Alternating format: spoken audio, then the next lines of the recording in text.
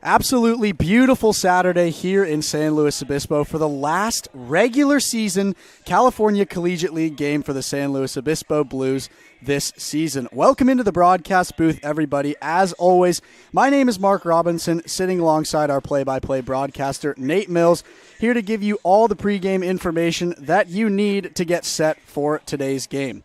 And we got a lot going on here at Sinsheimer Stadium as it is the last regular season game for the SLO Blues. The biggest thing that we have going on, arguably, is it is a very special day for the San Luis Obispo Blues community. The Blues are celebrating their 78th birthday today, hence my ridiculous yet stylish hat I've got on here along with my broadcasting headset. So awesome that this team's been around for so long. Celebrating 78 years is a huge deal for all the fans around here that have been a part of this community for a long time. And of course, we have younger fans who are hoping to stay connected to this team for as long as they possibly can. The Blues were founded in 1946. Here we are in 2024, 78 years going strong.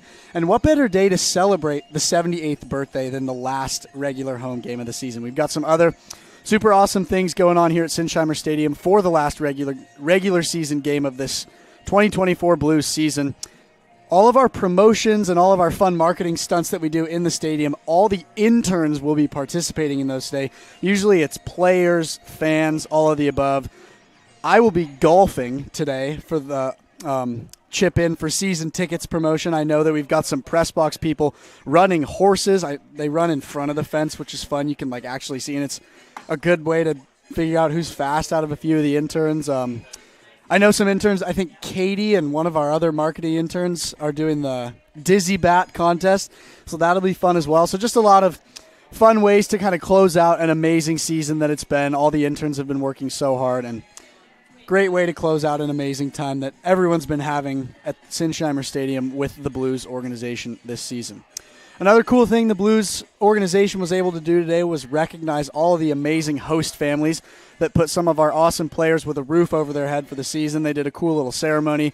The players had the chance to take a picture with Bluebell, and the families were recognized for their selfless act of letting the player live under their roof, giving them food to eat, a comfortable place to go after grinding in the hot San Luis Obispo sun all day here at Sinsheimer Stadium. So lots of really awesome stuff going on here. We have a little bit of baseball stuff we want to talk about, but before we do that, a little bit of an off-topic conversation. Nate, you're moving out of SLO in about a week here, and I know that you did a very well-known San Luis Obispo activity today.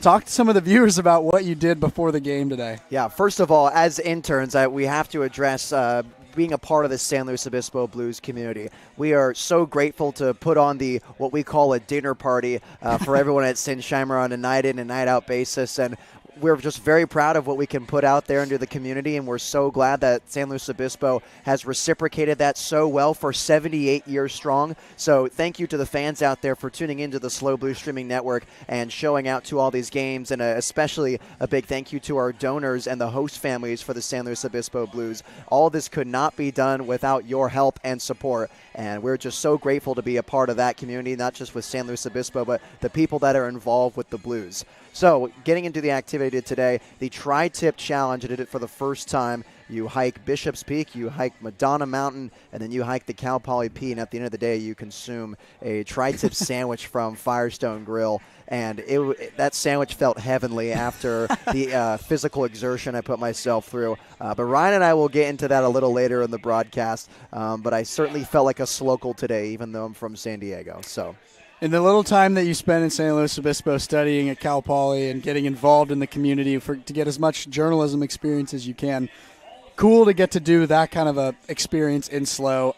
That was one of the first things I found out about San Luis Obispo when I was exploring coming here for college. It's a notorious activity and makes you feel very a part of the San Luis Obispo community. I actually have not had the chance to do it, and I was unavailable to participate this morning, but I am very glad that you were able to do that upon your departure from San Luis Obispo. A little bit bittersweet, but I'm glad that you got to have that experience 10-something miles is what Ryan said it was? 10 miles and some change, yep. Wow, that is awesome. Good for you. SLO is just a special place, and it makes sense that players want to come play in San Luis Obispo for summer baseball because it's such in a unique part of the country. Typically, you're in the Midwest, or you're on the East Coast, or you're in the South. Rarely do you find yourself playing for a summer ball team that is in such a gorgeous place like SLO, and we are just so lucky as an intern staff to be a part of this day in and day out. Absolutely. Super awesome to get to be a part of the SLO Blues organization, and we're very excited to close out the season strong today. So, this weekend at Sinsheimer Stadium, the Blues are hosting the Walnut Creek Crawdads, who are currently leading the CCL North for a 2-game series. Yesterday, the Blues played the Crawdads in Game 1, and they were able to take the win in Game 1, which was absolutely awesome. Let's unpack that game a little bit. Last night, the Blues put up 4 runs, 7 hits. Ready for this, Nate? No errors. Something we've talked about all season, how we're trying to minimize those errors. And in the last 2 regular season games, for at least one of them, we were able to speak that into existence, which was awesome. On the mound last night, we had 13 strikeouts total. We had 7 come from Jackson Howell and 6 from Waite. Amazing pitch performances from both of our throwers on the mound last night. The 2 pitchers combined to allow only 4 hits, 2 earned runs, and 4 walks. Nate, I want to know, as my hat is falling off of my face, I want to know what you think some of the most... The hat is distracting. I want to know what you think were some of the strongest points of the SLO Blues performance against the number 1 team in the CCL North last night. You kind of took the words out of my mouth. The pitching, without a doubt, came through for San Luis Obispo. It's coming through when SLO needed it most, and they seem to have patched nearly all the bugs we've been talking about, through the middle of the season coming down to the end. The errors in the pitching are some things that they need to tighten up, and both of those things have been going exactly the way that the Blues want them to. The only thing that's lagging behind just a little bit is the offense. However, there was a bright spot yesterday when the bottom 3 hitters in the order came through in 2 separate times for San Luis Obispo, contributing to 2 of the 4 runs with 2 RBI singles and 3 walks and 2 runs coming into score from Jake Hicksenbaugh. So the bottom third of the order, which hasn't been producing that much for San Luis Obispo, especially coming down the final stretch of the season, came through last night and was a big contributor in that 4-2 win against the Walnut Creek Crawdads. And for Dean Trainer today, you'd love to see that production repeat itself, and obviously another good outing from Cody Albright. It's going to be tough to follow such a great performance that Jackson Howell and Bradley Waite put up yesterday, but we'll see. I mean, Cody's a strikeout first guy.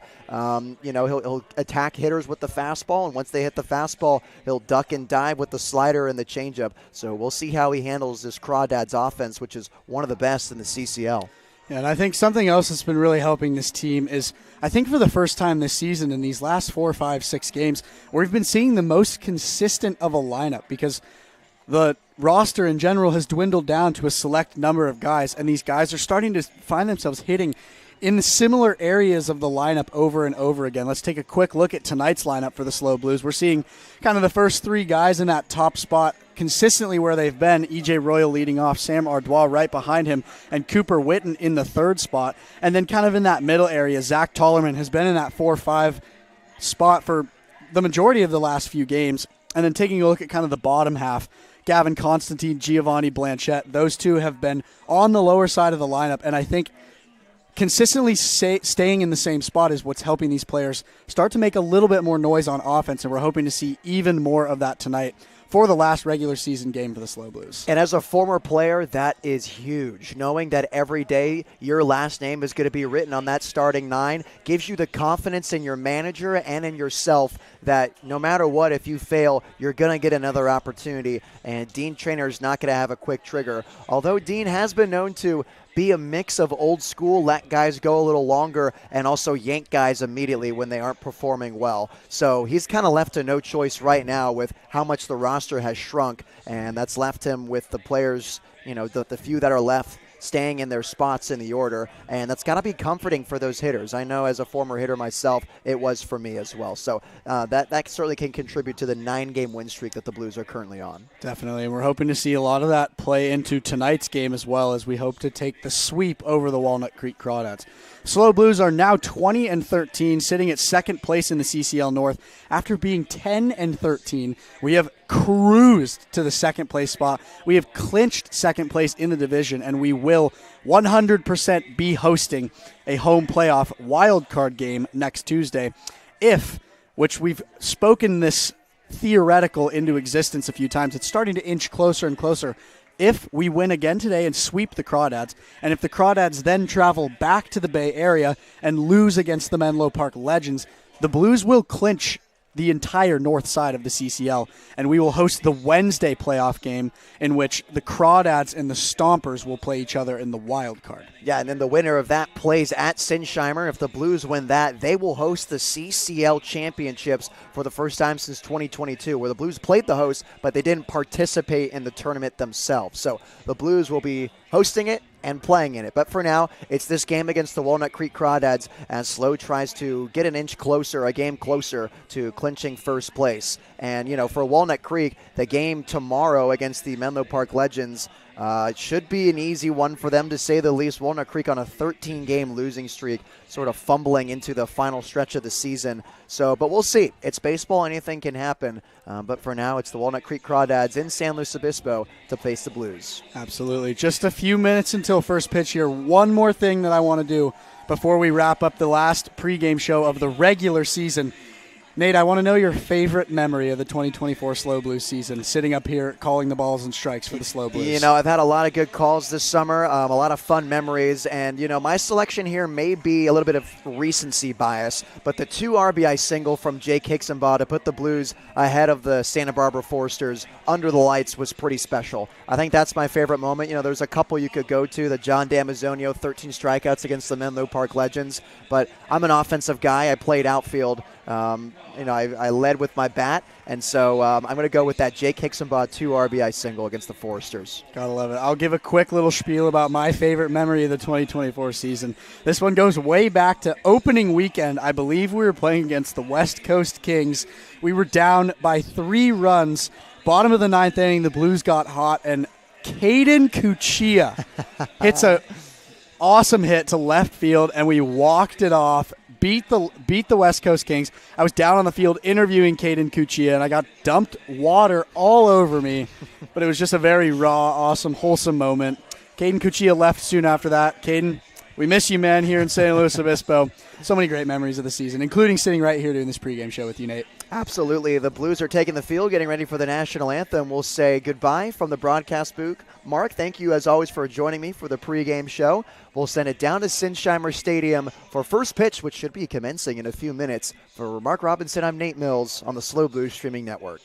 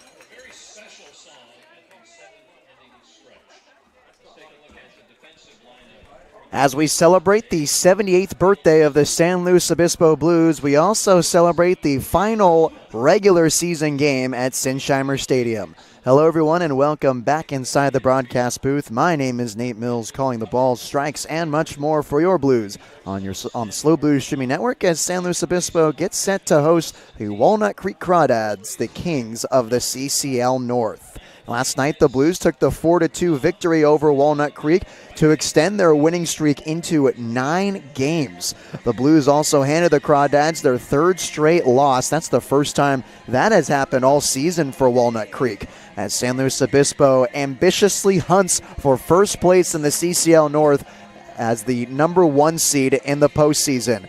As we send you down to the field, let's take a look at the defensive alignment for your San Luis Obispo Blues. Throwing down the signs, it's Parker Goff, Zach Tollerman at first base, Gavin Constantine at second with Brendan Comerford at the hot corner, Sam Ardois at shortstop. The outfield left to right is Cooper Witten, E.J. Royal, and Jake Hicksenbaugh, with Gio Blanchette doing the designated hitting. And on the mound for your Blues, it's the right-hander from Phoenix, Arizona, Cody Albright. Making his 9th start for the Blues this afternoon, he has a 3-1 record.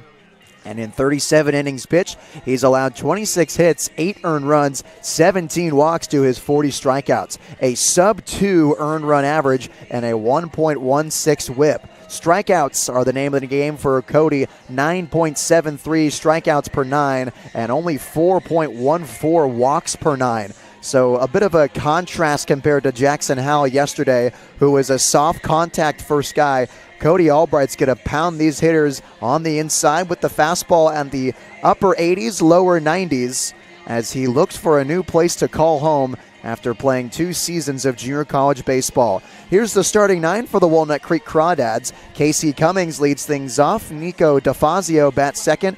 Cole Kosciuszko, arguably the best hitter in the CCL, bats third. Isaiah Walker cleans things up. Ethan Liao bats fifth. Jackson Bird, the two-way player, batting sixth. Nico Azpilcueta batting seventh. Ben Royo batting eighth. And Xavier Rios rounds it out in the 9th spot.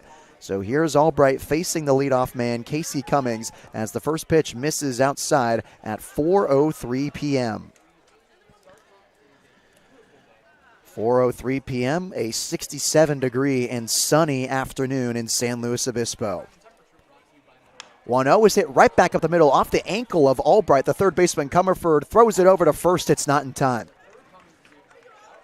Hard hit ball off the bat of Casey Cummings. Ricochets off the lower shin of Albright. Comerford tried to flip it over to first in time. He couldn't get it there. There goes the no-hitter for Cody Albright. Not much you can really do there. Albright just left a fastball that caught too much plate, and Cummings did exactly what you're supposed to do. Nice swing, hitting it hard back up the middle. He feeds his .217 batting average as the entire infield converges on the Arizona native. Dean Traynor heads out to the mound. Albright seems to be okay. He's wiggling his right foot on the rubber. He'll take a few practice pitches, and he looks fine. It appears that the bullpen options today for the Blues, and we can only speculate, but some names that are thrown around are Eddie Tierney, Sean Cannon. Expect to see them coming out of the Blues bullpen. We also saw Matthew Gonzalez pull up to the field today, so wouldn't be surprised to see him as well.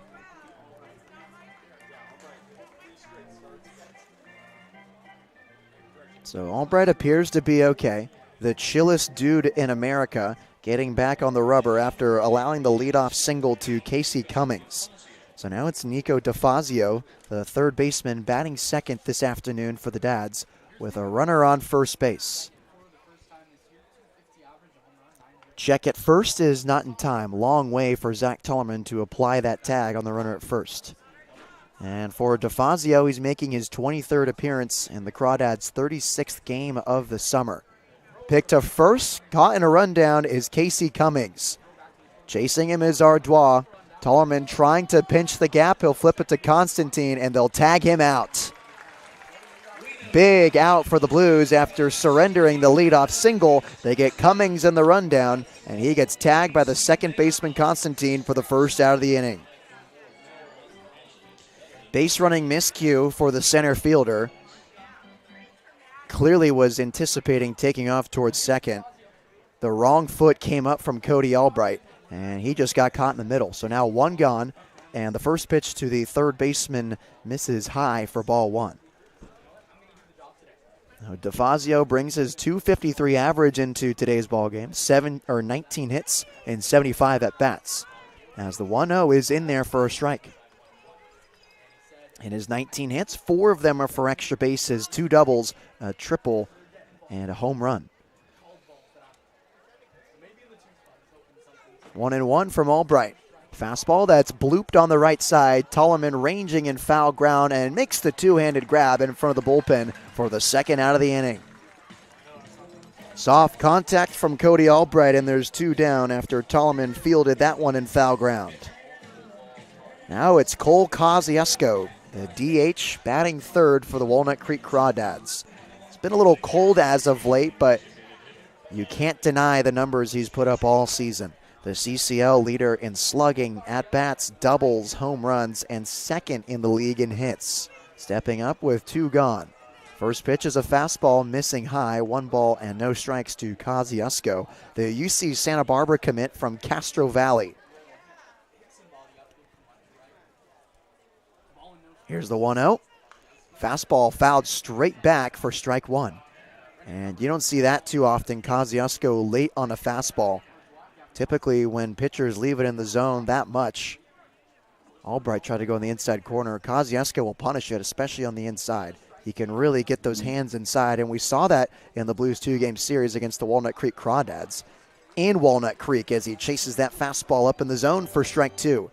Launched a home run to right field in Northern California, and that's another sight we're not used to seeing, him chasing pitches out of the zone. Typically a very disciplined hitter. 22 walks to his 25 strikeouts this summer. As the 1-2 comes home and Kosciuszko hits it on the ground, right side. Nice pick by Constantine. He shuffles to first and the throw's in time. The side is retired. A runner picked off first. It was Casey Cummings. Pop out to the first baseman and a grounder to second. Scoreless heading into the bottom of the first. I'm Nate Mills on the SLO Blues Streaming Network.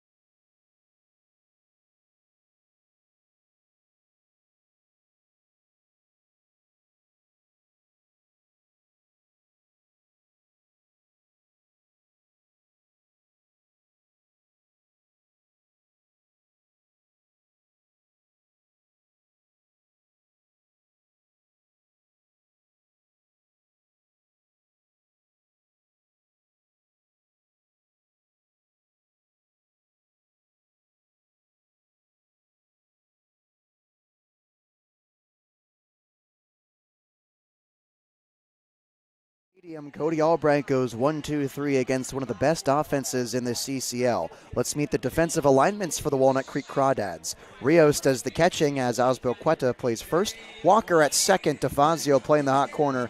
Royo at short, Liao in left, Cummings in center, Bird in right. Kosciuszko doing the DHing, and on the mound for the Crawdads, it's E.J. McGrew.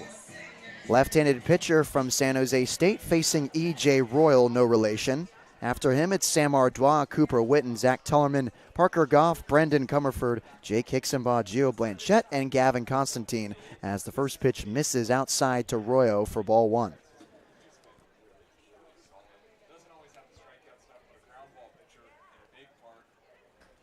The left-hander comes home on the 1-0, and that fastball is in there for a strike. And more on E.J. McGrew. He's a rising sophomore committed to San Jose State after playing for the Bearcats at Willamette University, as the fastball misses up and outside for ball 2. 6'2", 230 pounds, the southpaw from Oakland, California, has a 3.31 earned run average this summer as Royal hits it off his hands and into the grass concourse for strike 2. A 4-2 record, making his 8th start of the summer. In 32 and 2/3 innings pitched, 24 strikeouts, 11 walks, and 34 hits. Pitch to contact guy, McGrew is, as the 2-2 comes home and Royal shoots it into right field. Bird goes back on it, makes the running grab over his shoulder for the first out of the inning. Soft fly ball from E.J. Royal, and there's one gone in the first. McGrew is a returning Crawdad, where last summer he really struggled with his command. Since straightened that out, he even struggled in the spring at Willamette. 19 walks to his 20 strikeouts and 30 and 2/3 innings pitched this last summer with the Crawdads. A 3.82 earned run average as Ardois swings and misses at the slider, first pitch for strike 1. Only started in 5 games last summer with Walnut Creek as well. He's already surpassed that number, making his 8th start. Ardois late on the fastball. He sends it straight up and out of play on the right side for strike 2. McGrew in his last appearance started against the Sonoma Stompers on July 20th. 4 innings of work there. No earned runs, 3 walks, and 6 strikeouts. 0-2 is lazily blooped down the right field line and way foul out of play. 0-2 again to Sam Ardois. Only faced 17 batters and there's 4 innings of work. As Ardois pops this one into left field. Liao going back on it. He's at the warning track and falls in front of the ball. Did he make the grab? He did. So Liao significantly misjudged that pop fly in left. His right hand was touching the fencing. Had to take a few steps in and kind of half dove at that baseball to make the catch. I thought for a second he trapped it underneath his glove, and the optical illusion fooled the umpire, but they rule it a catch, and that's the second out of the inning. Long fly ball out for Sam Ardois that caught the jet stream out in left field as Cooper Witten steps up to face McGrew and takes a look at ball 1. Ardois, that was a towering pop fly for him. It didn't look like it would have that much carry, but obviously he backspun it, and it also caught a bit of that wind that is just shooting out to left field. So here's Witten on the 2-0. He pops this one into right. Going back is Bird. He circles around and makes the one-handed grab. The side is retired. 3 up, 3 down, 3 fly ball outs for the Blues as we head into the second inning scoreless. I'm Nate Mills on the SLO Blues Streaming Network.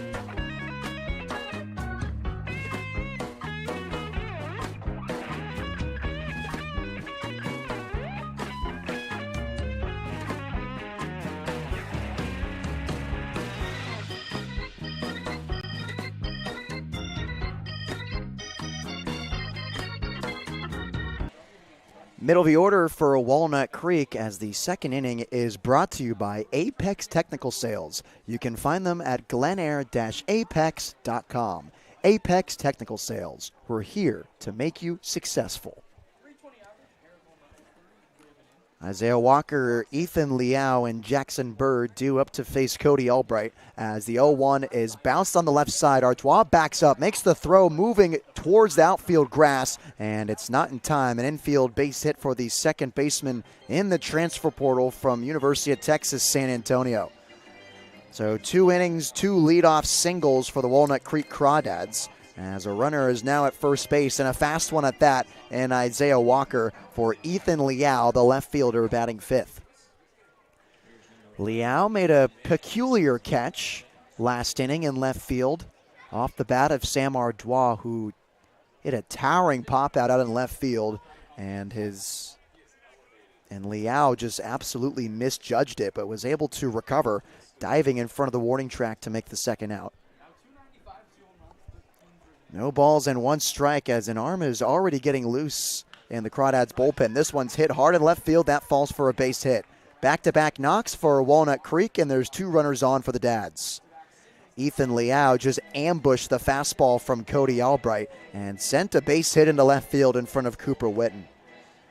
That's Liao's 32nd hit of the summer. He came into this game with a .287 average. That'll only grow after that base hit, as it's now Jackson Bird, the utility player from Sacramento. So now the go-ahead run in scoring position for Walnut Creek, as they've already collected 3 hits in 2 innings. Bird hits it off the hands and leaks it into center field for a base hit. Runners move up 1 station each. There's 3 hits in a row to begin the second inning. That fills the bases for Nico Azpilcueta. It looks like Cody Albright hung an off-speed there to Jackson Bird. Got off a handsy swing a little late, and he just blooped it into shallow center. If that's a few more inches lower on the bat, that might shatter his stick. It stays alive, and the bases are now loaded for Azpilcueta, the first baseman getting a start tonight after pinch hitting in last night's game. First pitch slider from Albright misses outside, 1 ball, no strikes. It'd be interesting to see how Albright sequences his at-bats, because he hasn't even gone through the lineup 1 time, and it appears that they have already figured out his fastball. 1-0, there's a fastball in the outside corner for strike 1.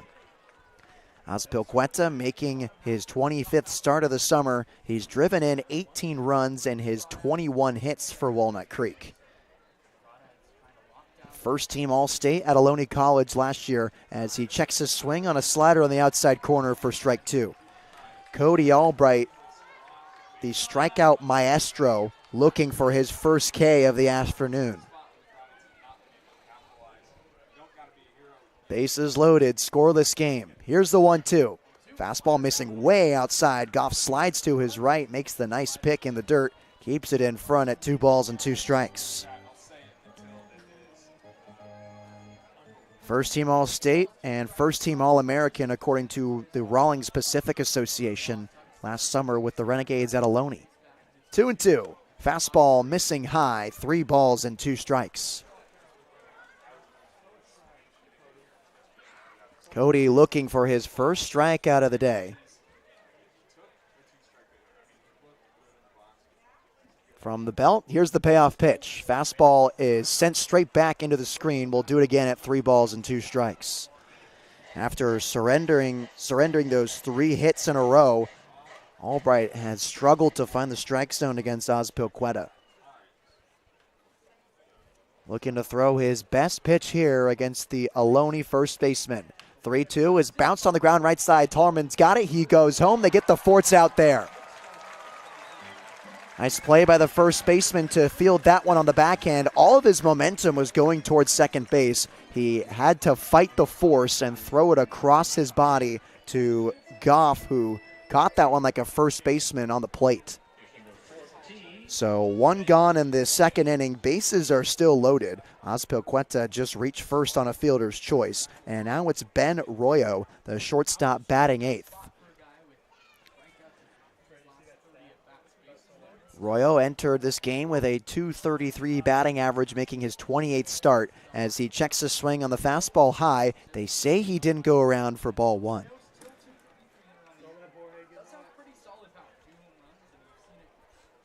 Royo absolutely lit up Conference USA when he was with the Rice Owls his freshman season, where he earned all freshman honors and led the team with 13 home runs. As that pitch misses outside, 2 balls and no strikes to Royo. Those 13 home runs with the Owls were the 3rd most by a freshman in school history. Had a major regression this past season in his true sophomore year, batting south of 200, where he has since entered the transfer portal. Albright hits the outer edge with a fastball for strike 1. Looking to bounce back, trying to find a new home, trying to build his resume with Walnut Creek. Now would be a good moment with the bases loaded in a scoreless ball game. Here's the 2-1. Another fastball just missing outside. Goff tried to frame that one. Doesn't get the call. Hitters count to Ben Royo. 17 runs batted in on the season in his 24 hits with the Dads. 3-1. Fastball hit on the ground left side. Backhand Ardois. He goes to third for the force out. And that's all the Blues will get as the run comes in to score. Walnut Creek strikes first. So Ardois' momentum was taking him all the way towards third. Didn't want to try to be the hero and make a throw that would be a little riskier because of that momentum, so he just went the easy route to third base. Comerford almost didn't touch the bag. He slapped his foot on the base at the last second, and the run comes in to score. Now runners at first and second for Walnut Creek. First pitch is sent straight back for strike 1. This is Xavier Rios, the catcher, batting 9th today. Rios is a Matador from Cal State Northridge. He redshirted his first season with the Big West team. Mike Kosciuszko, a native of Castro Valley, California. As the 0-1 comes in, he waves at that slider and fouls it off the chest of Parker Goff for strike 2.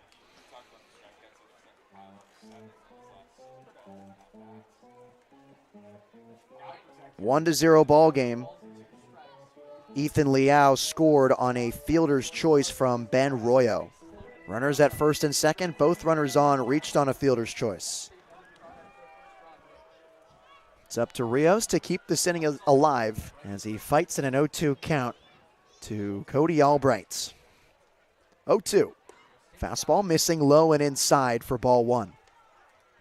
Rios in his senior year of high school batted .304 with 21 hits and 19 runs batted in, collecting all CIF honors in 2023. Here's the 1-2. Slider, that just misses high from Albright. He didn't like that at all. He'll slump back onto the rubber, and what is now a 2-2 count to the 9-hole hitter, Rios. Casey Cummings, who started this game with a single, is on deck. Albright comes set, now kicks and deals. 2-2, missing way outside. He yanked a fastball in the other batter's box. Another full count for Cody. Albright looking still for his first strikeout of the day. At this point, he typically has 2 already. This Walnut Creek offense has come alive against Cody in the second.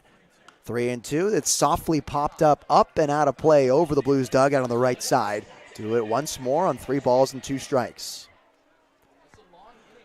Runners retreat to their bases in what is a 1-0 ball game. Walnut Creek leads the SLO Blues in the top half of the second inning on San Luis Obispo Blues' 78th birthday. Here's the payoff. Runners go. Swings and foul tips it straight back into the backstop. Once more at 3 balls and 2 strikes.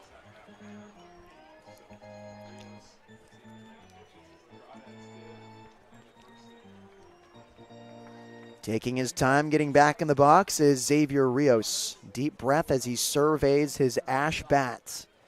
Widening his stance with 2 strikes.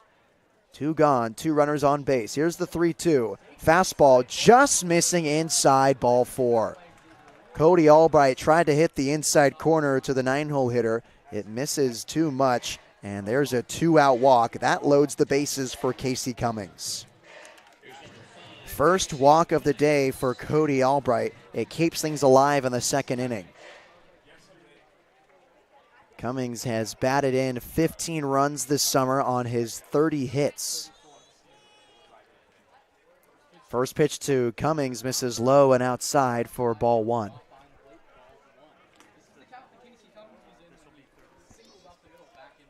Cody Albright about to deliver his 36th pitch in an inning and 2/3 of work.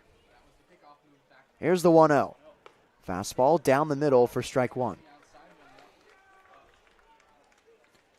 Cummings spent his freshman season at USD before transferring to Chabot College, where he has since transferred to Texas to play for the Longhorns. 1-1 from Albright. Swung on and miss for strike 2.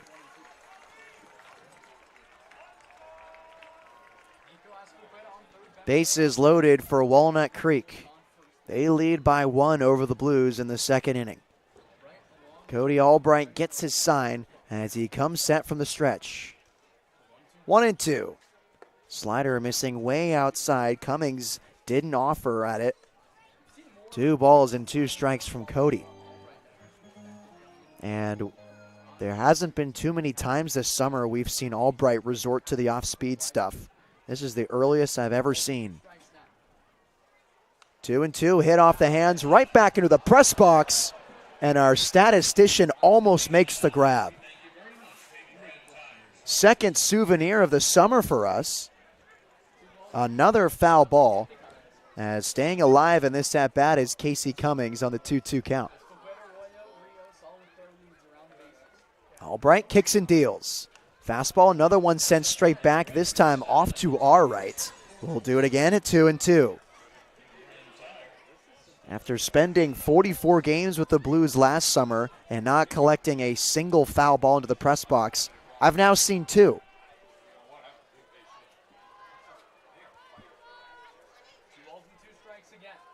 Albright comes home on the 2-2. Fastball down the middle for strike 3. Cody Albright gets his first K of the day, but the damage has been done. Ethan Leal came in to score on the fielder's choice from Ben Royo, and the Dads strike first. 1-0 Walnut Creek heading to the bottom half of the second inning. I'm Nate Mills on the SLO Blues streaming network.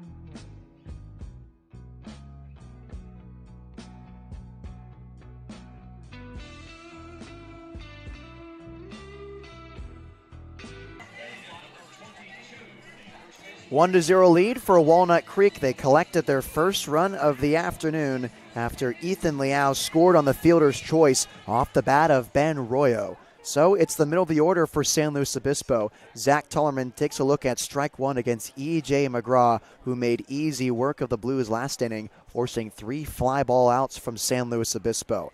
After Tullerman, it's Parker Goff, then Brendan Comerford. Tullerman's average has officially dipped below 300. 0-1 is a fastball that misses outside, 1-1 to ZT. Been such a consistent hitter all summer.